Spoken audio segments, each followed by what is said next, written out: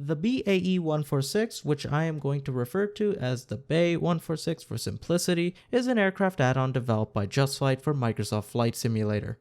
JustFlight has made the BAe-146 for P3D and X-Plane 11 as well, giving this aircraft a reputation for being well made already in the market. Today, I will be reviewing the BAe-146 for Microsoft Flight Simulator and answer the question that many of you might have. Is it worth a fly? The British Aerospace 146 was originally being designed by Hawker Siddeley during 1973 to fill a specific segment in the market, which was the short-haul market. The first variant of the BAe 146, the 100, flew in 1981, followed by the longer 200 series in 1982, and then followed by the 300 series in 1988.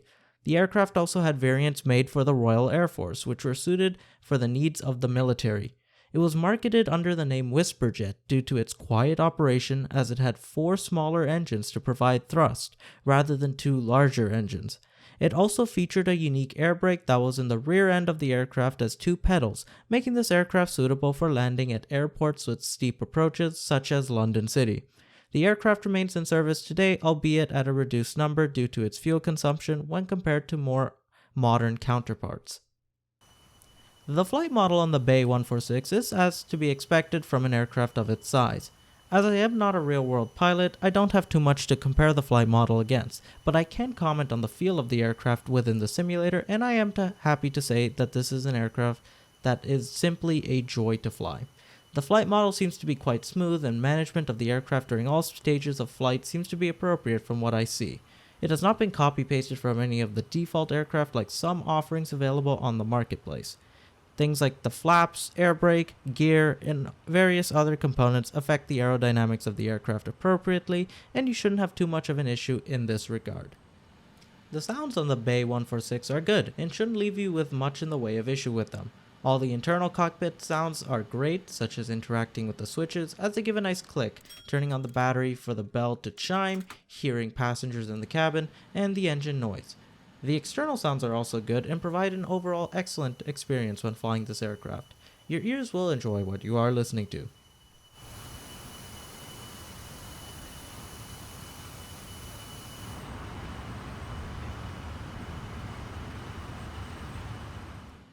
The texture work on the aircraft has been done quite well in the cockpit, with everything being clear in terms of labeling around the cockpit. The cockpit also has been designed with the wear being shown around, giving the aircraft that sense of it being aged and not brand new, considering that it has now been more than 40 years since the introduction of the 100 series. The cockpit lighting has also been done nicely, with the instruments being illuminated nicely and all the dimmers being adjustable to different levels separately, rather than being tied together as one, meaning you can adjust the lighting zones as you desire. The external textures are where this aircraft seemed to be lacking. While from a distance they look well done, getting up closer will start to reveal imperfections.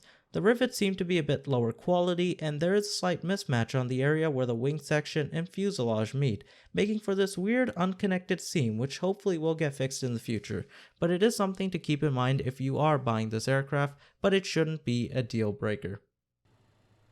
The modeling work done on this aircraft is great, with details around the cockpit being crisp, with no jagged edges to be found. The switches inside the cockpit are for the most part animated, meaning they do move into place rather than just being a sort of teleporting into place style. Some of the dials, like the DC volt selector and AC volt selector, are not animated, but most of the cockpit has animated switches, which is always a nice thing to see as it becomes a more standard form within aircraft in the simulation market. The dials that have rolling indications move nicely, giving that sort of old-time effect. The cabin modeling is nothing spectacular, but should get the job done for anyone that wants to simulate sitting in the cabin of the BAe 146. The external model has also been done quite well, with detail being found in the major areas like the landing gear, flaps, air brake, and other various components of the aircraft, which should keep most people happy. The systems on the aircraft are modeled to quite a high extent. All of the test features are working, allowing you to run pre-flight checks fully with all the tests included if that is your cup of tea. The TMS system has also been modeled in very nicely, as the BAe 146 was not equipped with an autothrottle, but rather a system that would help in controlling the engine speed during takeoff and syncing the 4 engines automatically. The autopilot has also been modeled accurately with its quirky sync mode, which allows for setting in new parameters for the autopilot rather than how it's done on more modern aircraft where they select speeds instead. The FMS is a section that is a bit of an odd one, as it isn't the same as the UNS-1 system that was provided in the X-Plane version of the BAe 146, but instead is the working title FMS that is found in the CJ4. While this FMS is great and will get the job done for the most part, it would have been nice to see the implementation of the UNS-1, as I find it would fit more in line with the aircraft considering its age. JustFlight has said that they are looking into this, but as of this time of making this review, there is no UNS-1 option available. The JustFlight BAe 146 comes with a wide variety of variants and liveries for each of those variants. It provides a great selection from the get-go, and making your own liveries is possible as well. The RAF variants of the aircraft are also available and provide for a way for you to do military-style operations if that is something you fancy.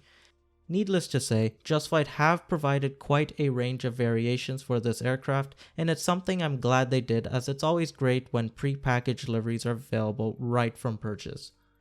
Documentation is a section that quite a few developers tend not to look at very often. I am happy to say that JustFlight has provided quite an extensive manual for you to read through and learn about the systems that they have modeled within the BAe 146, providing an example flight for you to do as well if that is something you like to do. The documentation is clear, concise, and rich with information that can help you in getting a better understanding of the aircraft. Of course, you can always supplement this information by looking for a POH or QRH online if that is available somewhere, which would work perfectly with an aircraft such as this. JustFlight also has a tutorial series available on their YouTube channel as another way for you to learn how to fly the BAe 146. Performance-wise, the BAe 146, while not a heavy hitter in terms of performance, still takes quite a bit of power to run. With my system of an RTX 3070, Ryzen 5800X, and 32 gigs of RAM on a 3440 by 1440 display, I'm able to maintain at bare minimum 30 FPS with most settings on high or ultra, so most should be able to expect decent frame rates so long as your PC meets the minimum requirements that JustFlight has listed on the store page for the aircraft. I have noticed that after a long flight in the BAe 146 though, especially when approaching the end of the flight, my frame rate will begin to stay and hover around 30 FPS no matter what conditions I set, whether it be clear skies or any kind of cloud cover, which is something to note.